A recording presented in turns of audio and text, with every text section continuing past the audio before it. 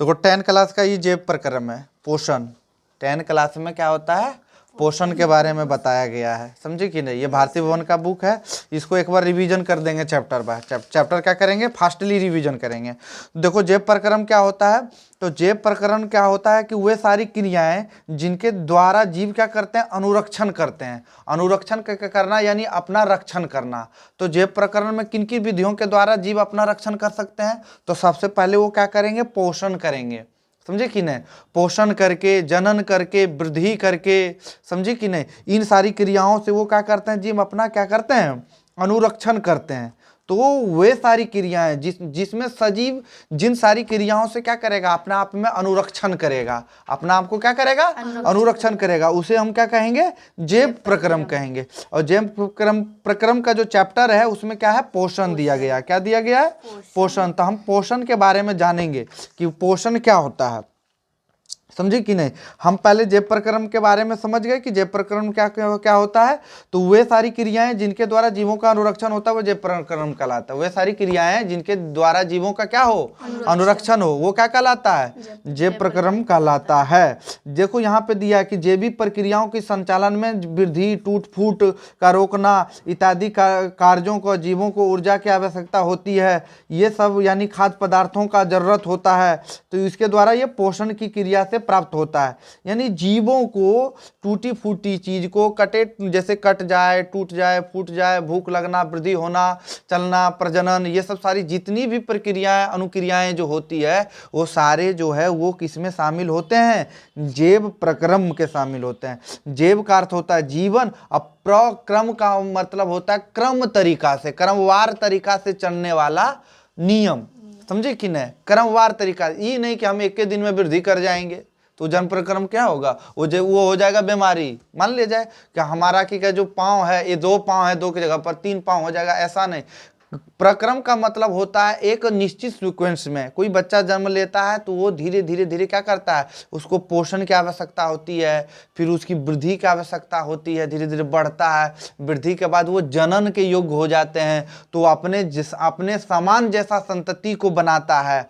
तो इस प्रकार से वो क्या करता है, जेब प्रक्रम की प्रक्रियाओं को करता है। अब तो समझ गई कि जेब प्रक्रम में हमको क्या क्या जरूरत है, पोषण है, श्वसन है, वृद्धि है, जनन है, उत्सर्जन है, इन सारी क्रियाओं इसमें सम्मिलित होता है। अब हम पढ़ेंगे पोषण। तो पोषण में क्या होता है, परिवहन भी होता है जेब प्रक्रम में, यहाँ पे सारा चीज के बारे में बताया गया, जनन भी होता है, उत्सर्जन भी होता है। अब हम पढ़ेंगे पोषण। तो देखो पोषण होता है वह विधि जिससे जीवों का पोषक तत्वों को ग्रहण करके उनका उपयोग करते हैं। हम क्या करते हैं, जीवों का पोषक तत्वों को ग्रहण करते हैं, मुख से ग्रहण करते हैं और उसका उपयोग करते हैं, तो हम क्या कहलाते हैं, पोषण। हम ग्रहण करते हैं, या मुख के द्वारा ग्रहण करें या जैसे भी हो ग्रहण करें। और अगर हम पोषक तत्वों को, जब तक कोई भी जीव अपने जीने के लिए अगर पोषक तत्वों को ग्रहण नहीं करेगा तो जी पाएगा, तो नहीं जी पाएगा। इसीलिए उसको पोषण की जरूरत होती है। तो वह विधि जिससे जीवों का पोषक तत्वों को ग्रहण करता है, उनका उपयोग करता है, उसे क्या कहते हैं, पोषण कहते हैं। यहाँ पे दिया गया जीवन में उपापचयी क्रियाओं के संचालन के लिए निरंतर ऊर्जा की आपूर्ति, शरीर की वृद्धि, टूटे फूटे ऊतकों की मरम्मत के लिए जीव द्रव्य का निर्माण इत्यादि सभी जो संबंधित प्रक्रियाओं का जो संबंध है वो पोषण से होता है। अब चलिए हम पोषण की विधियां जानेंगे। पोषण की 2 विधि होती है, एक होता है स्वपोषण, दूसरा होता है परपोषण। एक होता है क्या होता है, स्वपोषण, दूसरा होता है परपोषण। स्वपोषण को ऑटोट्रॉफ भी कहते हैं। स्वपोषण का मतलब होता है स्वतः का पोषण, यानी स्वतः से हम पोषण प्राप्त करते हैं, किसी दूसरे पर डिपेंड नहीं रहते हैं। वैसा जीव जो भोजन अपना स्वयं प्राप्त कर ले, किसी दूसरे पर निर्भर नहीं रहे, उसे क्या कहते हैं, स्वपोषण। तो दुनिया में, संसार में कौन ऐसा जीव है जो अपना स्वपोषण करता है, तो कौन है, तो हरे पेड़ पौधा, पेड़ पौधा में हरा पेड़ पौधा। तो इसलिए हरे पेड़ पौधा स्वपोषण कर पाता है क्योंकि उसमें क्या रहता है, क्लोरोफिल होता है, क्लोरोप्लास्ट होता है, ठीक है ना। क्लोरोफिल वर्ण के कारण वो अपना क्या करता है, स्वपोषण करता है, समझे कि नहीं। और किसके उपस्थिति में करता है, तो सूर्य के प्रकाश की उपस्थिति में अपना भोजन को प्राप्त करता है। ये इतना जानना जरूरी है, ठीक है ना। वो एग्जाम्पल हो गया पेड़ पौधा, हरे पेड़ पौधा। दूसरा होता है परपोषण। परपोषण को क्या कहते हैं, परपोषण को अंग्रेजी में कहते हैं हेटेरोट्रॉप्स। क्या कहते हैं, हेटेरोट्रॉप्स कहते हैं, जिसे परपोषी भी कहते हैं, ठीक है ना। हेट्रो का अर्थ ही होता है विषम, यानी भिन्न, जो दूसरे पर आश्रित रहे। किस पर आश्रित रहे?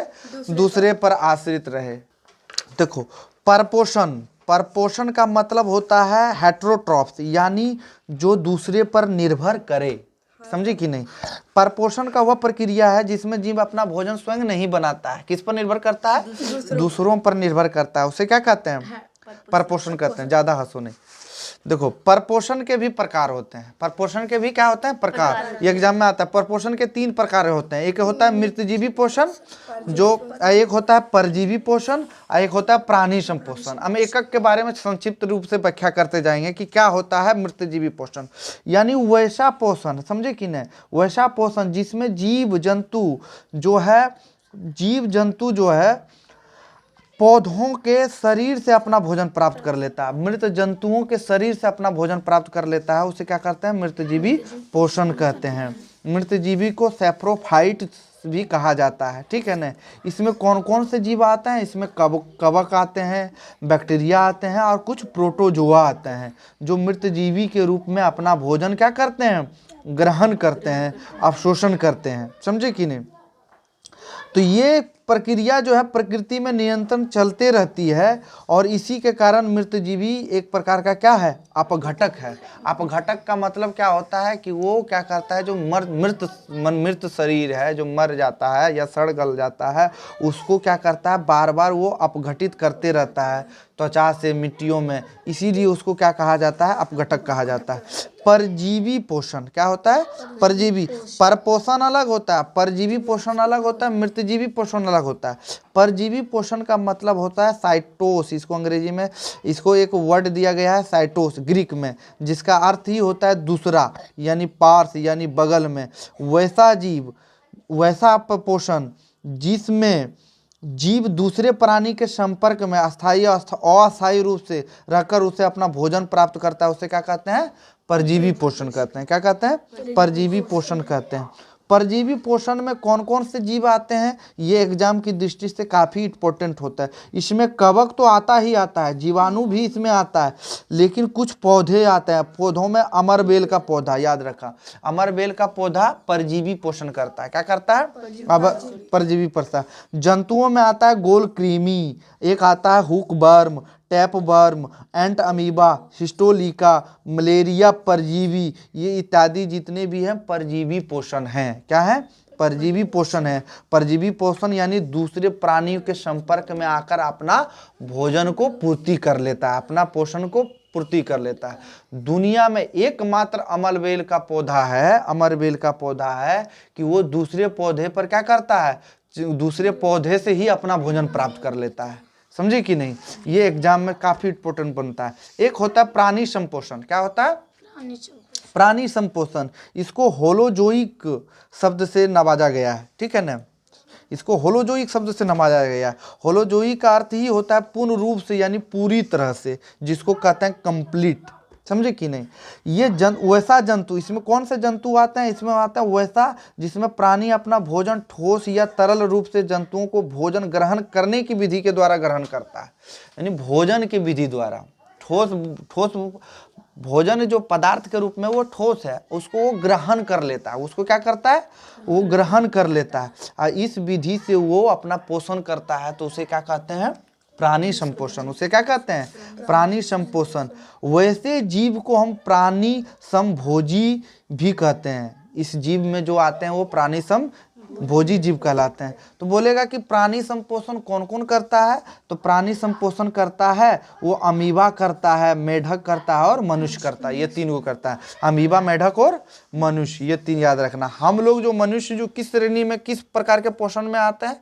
हम लोग परपोषण हैं, परपोषी हैं, लेकिन परपोषी में भी क्या है? प्राणी संपोषण है। क्या है? प्राणी संपोषण। इसीलिए हमको प्राणी संभोजी भी कहा जाता है। पौधों में पोषण पढ़ेंगे। क्या पढ़ेंगे? पौधों में पोषण। तो कौन से पौधों में जो पोषण होता है वो स्वपोषी होता है। पौधा क्या होता है? स्वपोषी होता है। प्रकाश संश्लेषण की प्रक्रिया के द्वारा पौधा अपना क्या करता है? भोजन बनाता है। प्रकाश संश्लेषण प्रक्रिया के द्वारा क्या करता है? अपना भोजन वो बनाता है। हरे पौधे जो है प्रकाश संश्लेषण प्रक्रिया के द्वारा अपना भोजन बनाता है। समझे कि नहीं?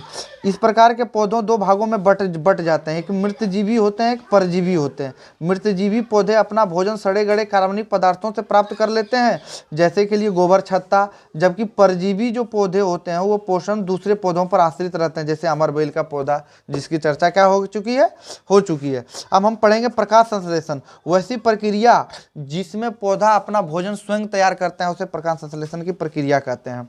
याद हो गया? वैसी प्रक्रिया जिसमें हरे पौधे अपना भोजन स्वयं तैयार करता है उसे क्या कहते हैं? प्रकाश संश्लेषण कहते हैं। उसे क्या कहते हैं? प्रकाश संश्लेषण कहते हैं। अब देखो, हरे पौधों के लिए प्रकाश संश्लेषण के लिए क्या क्या चीज़ की जरूरी होती है? तो क्लोरोफिल का जरूरी होता है, सूर्य का प्रकाश जरूरी होता है, सूर्य का प्रकाश, क्लोरोफिल, और उसके बाद क्या होना उसका जरूरी होता है? जल होता है। इधर करो, ये होता है कार्बन डाइऑक्साइड भी जरूरी होता है, जल जरूरी होता है। इन सारी प्रक्रियाओं के द्वारा क्या करता है? पौधे अपना भोजन बनाता है। पूछेगा कि प्रकाश संश्लेषण की प्रक्रिया का सूत्र क्या है? तो इसका सूत्र है CO2 H2O C6H12 O6 O2 H2O। ये इसका क्या है? सूत्र है। समझे कि नहीं? जिसमें ये C6H12O6 ग्लूकोज का सूत्र है, ये याद रखेगी। तो ये पूछेगा कि हम लोग लेते हैं कार्बन, पौधा लेता है एयर से कार्बन डाइऑक्साइड लेता है, और वो फिर क्या लेता है? जल लेता है जड़ से, और सूर्य की प्रकाश की उपस्थिति में क्लोरोफिल अगर पौधों में रहेगा, हरे पौधों में, पत्तियों में होता है, और उसकी उपस्थिति में वो अपना क्या करता है? भोजन बनाता है। फिर एग्जाम में पूछता है कि पौधों में जो है प्रकाश संश्लेषण की प्रक्रिया होती है वो कहाँ होती है, कहाँ पे होती है? याद रखना कि पौधों में एक पत्तियां होती है, और उसी पत्तियों में पेलीसेड होता है, स्पंजी टाइप का। पेरेनेकाइमा में अनेक क्लोरोप्लास्ट भरे होते हैं, और उन्हीं अनेक क्लोरोप्लास्ट में जो है क्लोरोफिल वर्णक पाए जाते हैं। इसको फिर से सुनना, पत्तियों में प्रकाश संश्लेषण प्रक्रिया कहाँ होती है? पत्तियों में क्या होता है? स्टोमा छिद्र होता है। उसी स्टोमा छिद्र में क्या होता है? पेरेनेकाइमा और क्लोरोप्लास्ट होते हैं। उसी क्लोरोप्लास्ट में क्या होते हैं? क्लोरोफिल वर्णक होते हैं, और वही क्लोरोफिल वर्णक के कारण हरे पौधे क्या करते हैं? अपना प्रकाश संश्लेषण की प्रक्रिया करते हैं। पूछेगा कि पत्तियों के बाह्य त्वचा को एपिडर्मस यानी रंध्र स्टोमाटा मौजूद होते हैं। पत्तियों की जो बाह्य होते हैं वो ये एपिडर्मिस होते हैं, और उसी एपिडर्मिस में स्टोमाटा छिद्र क्या होते हैं? मौजूद होते हैं। इस प्रकार से स्टोमाटा का क्या होता है? छिद्र होता है। खुला छिद्र इस प्रकार होता है, बंद छिद्र क्या होता है? इस प्रकार से होता है। इसमें क्या होता है? डिफ्यूजन के द्वारा यानी विसरण के द्वारा, किसके द्वारा? विसरण के द्वारा जो है वो क्या करता है? कोशिकाओं में, रंध्रों, वायुमंडल से CO2 क्या करता है? प्रवेश करता है पत्तियों में। किसके द्वारा? विसरण के द्वारा। उसके बाद देखो, प्रकाश संश्लेषण क्रिया में क्या क्या चीज भाग लेते हैं? याद रखना, पर्णहरित भाग लेते हैं, कार्बन डाइऑक्साइड भाग लेते हैं, जल भाग लेते हैं, और सूर्य का प्रकाश भाग लेते हैं। ये सारी प्रक्रिया जो है क्या करती है? प्रकाश संश्लेषण में भाग लेते हैं। प्रकाश संश्लेषण में भाग लेने वाले अवयव, इस तरह पूछेगा। प्रकाश संश्लेषण में भाग लेने वाले घटक, शब्द अगर डिफरेंस रहेगा तो इधर उधर नहीं होना। घटक रहे या अवयव रहे तो हमको क्या लिखना है? तो भी हमको लिखना है कि पर्णहरित, यानी क्लोरोफिल, कार्बन डाइऑक्साइड, जल और सूर्य का प्रकाश, ये चार चीजों की जरूरी होती है प्रकाश संश्लेषण में।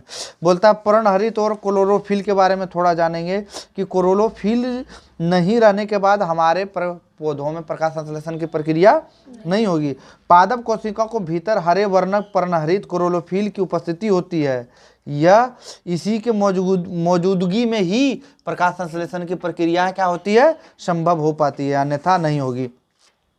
समझे कि ये प्रयोग करके इसमें बताया गया है। प्रयोग को हम लोग छोड़ देंगे, हम लोग अब जानेंगे कार्बन डाइऑक्साइड। तो प्रकाश संश्लेषण में जो है कार्बन डाइऑक्साइड पौधा कहाँ से प्राप्त करता है? वायुमंडल से क्या करता है? प्राप्त करता है। वायुमंडलीय वातावरणों से CO2 को प्राप्त करता है। तो वायुमंडल में कितना रहता है कार्बन के परसेंट? तो 0.03%। ये बता चुके हैं कि नहीं पहले भी? 0.03% ये रहता है। CO2 क्या करता है? वो कहां से प्राप्त करता है? वायुमंडल के वातावरण से प्राप्त करता है। ठीक है, CO2 प्राप्त करके वो क्या देता है हम लोगों को? O2 देता है। क्या देता है? O2 देता है, ठीक है ना। ये प्रयोग बताया गया, इस प्रयोग को भी हम छोड़ देंगे। अब जल के बारे में पढ़ेंगे। जल जो है कैसे पौधा अपना प्राप्त करता है। याद रखना कि पौधे अपने मूल रोम के थ्रू, पौधे अपनी जड़ों द्वारा भूमि से जल और जल के साथ क्या क्या प्राप्त करते हैं, तो नाइट्रोजन, फास्फोरस, कैल्शियम, मैग्नीशियम और लोहा। याद रखना खनिज लवणों के रूप में क्या क्या प्राप्त करते हैं, नाइट्रोजन, फास्फोरस, कैल्शियम, मैग्नीशियम और लोहा का अवशोषण करते हैं। नाइट्रोजन से वो प्रोटीन, अन्य यौगिकों का संश्लेषण होता है। जड़ों द्वारा ग्रहण किया गया जल जाइलम ऊतक के द्वारा पौधों के विभिन्न भागों एवं पत्तियों में पहुंचाता है। पौधों में दो प्रकार के ऊतक होते हैं परिवहन के लिए, एक जाइलम होता है, एक फ्लोएम होता है। जाइलम जलों को क्या करता है, परिवहन करता है। फ्लोएम क्या करता है, खाद्य पदार्थों का परिवहन करता है। जहाँ प्रकाश संश्लेषण की प्रक्रिया में इसका क्या करता है, उपयोग होता है। यही जाइलम का उपयोग जो है पौधों में प्रकाश संश्लेषण की प्रक्रिया में उपयोग होता है। वो क्या करता है, जलों का क्या करता है, परिवहन करता है। तो ये हम जान गए कि जल कैसे पौधा प्राप्त करता है, जाइलम के थ्रू, समझे कि नहीं। और जाइलम जो है पूरे हरे पौधे जो होते हैं उसके पूरे पौधों में परिवहन पहुंचा देता है। सूर्य के प्रकाश, सूर्य का प्रकाश भी इंपॉर्टेंट होता है, समझे कि नहीं। सूर्य का प्रकाश जो है हरे पौधों में सूर्य के प्रकाश के द्वारा ही हम क्या कर सकते हैं, बना सकते हैं, ऐसे नहीं बना सकते हैं। तो ये याद रखना, सूर्य की प्रकाश भी हमारे लिए इम्पोर्टेंट है, क्योंकि सूर्य के प्रकाश के उपस्थिति में ही प्रकाश संश्लेषण की प्रक्रिया होती है, अन्यथा प्रकाश संश्लेषण की क्रिया नहीं होगी, समझे कि नहीं। अंधेरे में प्रकाश संश्लेषण की क्रिया नहीं होती है। अगला टॉपिक जो है जंतुओं में पोषण, अगले बार जो है बता देंगे। 2 पार्ट में ये क्या हो जाएगा, ये चैप्टर क्लियर हो जाएगा। जंतुओं में पोषण जो है क्या हो जाएगा, क्लियर हो जाएगा। लगभग 15 मिनट में जो है हम लोग टोटल पोषण का क्या कर लिए हैं, पढ़ लिए हैं। इसको एक बार सुनेगी, रिवीजन हो जाएगा, याद हो जाएगा।